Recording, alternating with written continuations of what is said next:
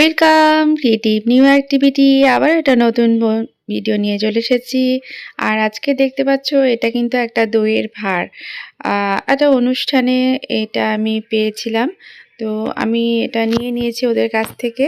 তারপরে এটাকে আমি বাড়িতে গাছ লাগানোর জন্য কাজে লাগাবো। তো তার আগে এটাকে একটু সুন্দর করে নিয়ে নিচ্ছি, কারণ আমি এর মধ্যে ইনডোর প্ল্যান্ট লাগাবো, যাতে দেখতে মানে ঘরের মধ্যে এই জিনিসটা দেখতে আরও সুন্দর লাগে। সেজন্য আরেকটু সুন্দর করে নেওয়ার জন্য আমি প্রথমেই কালার নিয়ে নিয়েছি। কালার করে অনেকটা জিনিসটা পাল্টে যায়। বেশিরভাগ জিনিসই আমরা কালার করে নিলেই জিনিসটার মানে যে লুকটা অনেকটাই চেঞ্জ হয়ে যায়। তো দেখতে পাচ্ছ আমি এখানে এনামেল কালার নিয়েছি। এনামেল কালার নিয়েছি কারণ এটার গ্লেজ দেয় ভালো সুন্দর। তোমরা যে ফেব্রিক কালার আছে, অ্যাক্রিলিকের যে ফেব্রিক কালারটা আছে সেটাও করতে পারো, সেটাও খুব ভালো হয়। মাটির পাত্রে ফেব্রিক কালারও অনেক টেকসই হয়। আমার আগের অনেক ভিডিওতে এরকম আমি দেখিয়েছি তোমাদেরকে। তারপরেই দেখো আমি এই যে ফেব্রিক কালার নিয়ে নিয়েছি, এটা শুকিয়ে গেছে এনামেল পেনটা, তো আমি একদিন পুরো শুকাতে দিয়েছি। তারপরে এটার উপরে আমি এই যে ফেব্রিক কালারটা দিয়ে একটু ডিজাইন করে নিব। তো এখানে দেখতে পাচ্ছ আমি একটা নীল কালার নিয়েছি।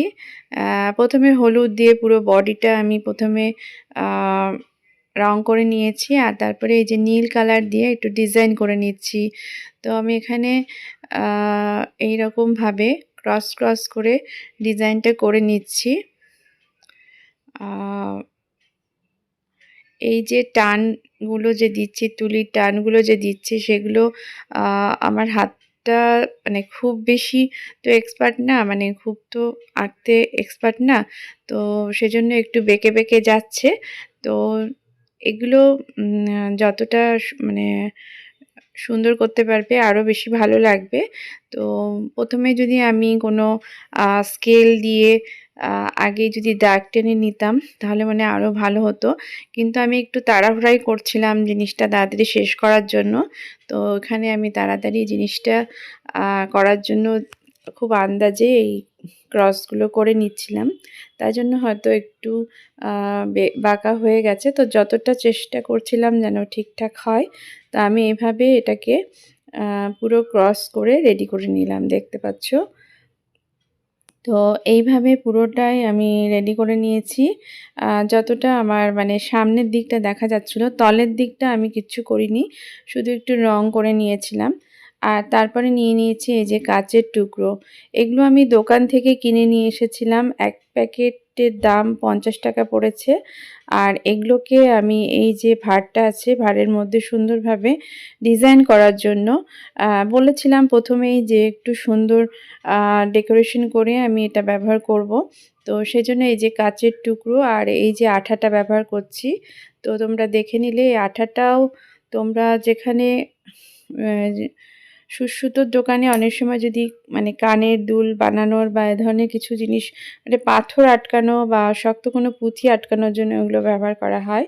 তো আমি ওখান থেকে কিনেছিলাম। তো এগুলো খুব সহজেই মানে লেগে যায়। তো আমি এখানে কাচ আটকানোর জন্য এই আঠাটাকে ব্যবহার করছি।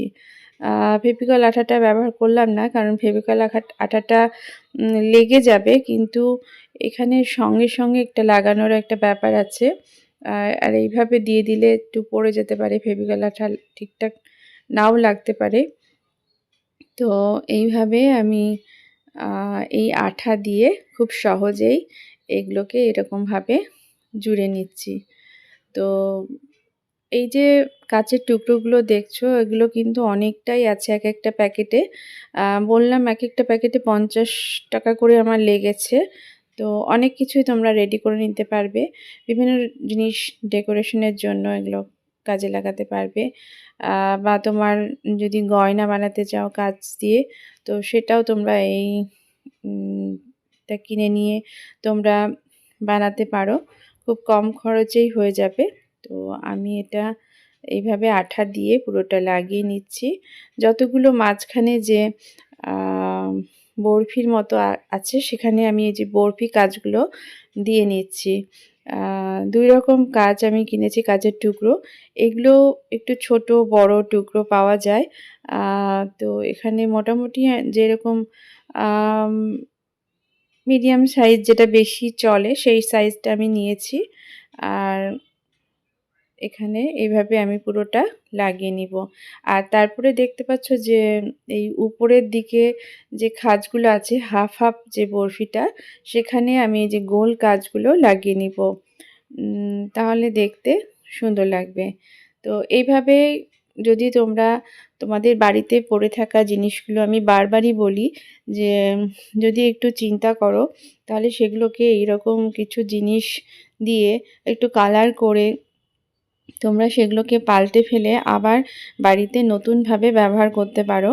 তো আমি এই যে পটটা আছে এটা আগেই কিন্তু ফুটো করে নিয়েছি, সেটা তোমাদের দেখানো হয়নি।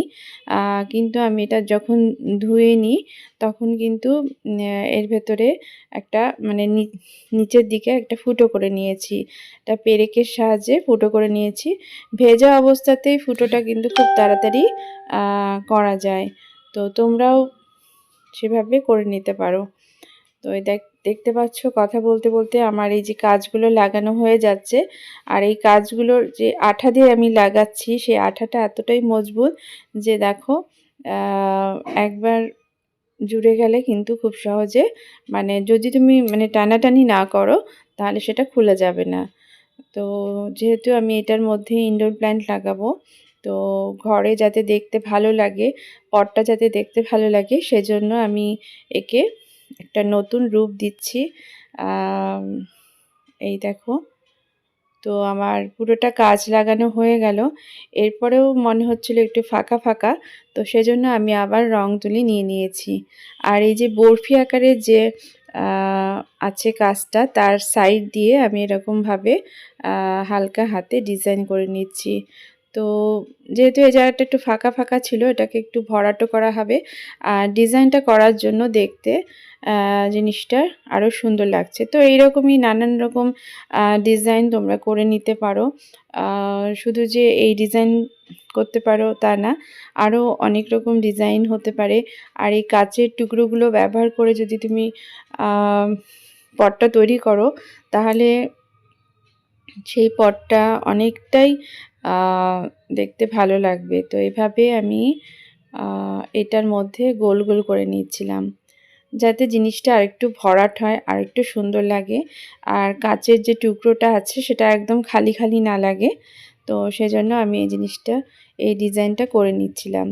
তো আমার আঁকাটা মানে আর্টটা খুব একটা সুন্দর হচ্ছে না জানি, তবে যখন পুরোটা করব তখন জিনিসটা একদম খারাপ লাগবে না, খুব নিখুঁত হবে না। যেহেতু আমি খুব যে ধীরে সুস্থে করছি তা তো না, মানে একটু তাড়াহুড়াতেই করছিলাম যেন তাড়াতাড়ি এটা করতে পারি। তো এইভাবে আমি এই কাচের সাইডগুলোতে এরকম ডিজাইন করে নিচ্ছি। তো এভাবে তোমরাও তোমাদের বাড়িতে পড়ে থাকা জিনিসগুলোকে এরকম মাটির যদি ভাঁড় আসে সেগুলোকে ফেলে দিবে না, সেগুলোকে নষ্ট করবে না, কারণ এগুলোতে সুন্দরভাবে গাছ লাগানো যায়।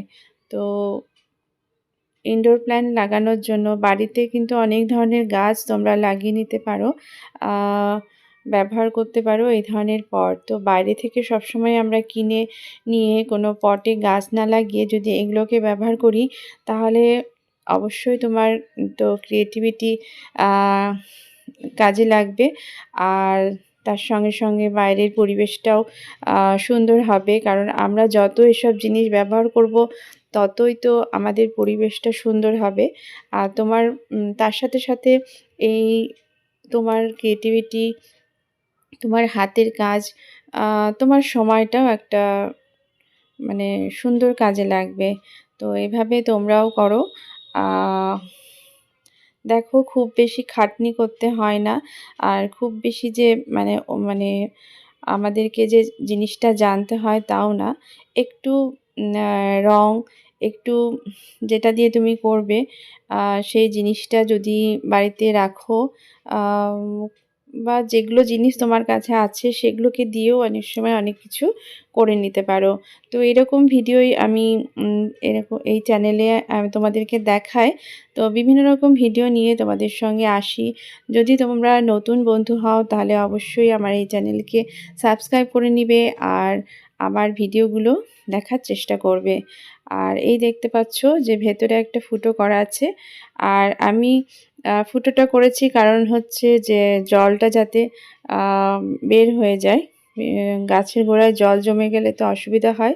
তো এই দেখো আমি এখানে স্পাইডার প্ল্যান্ট লাগিয়ে নিয়েছি।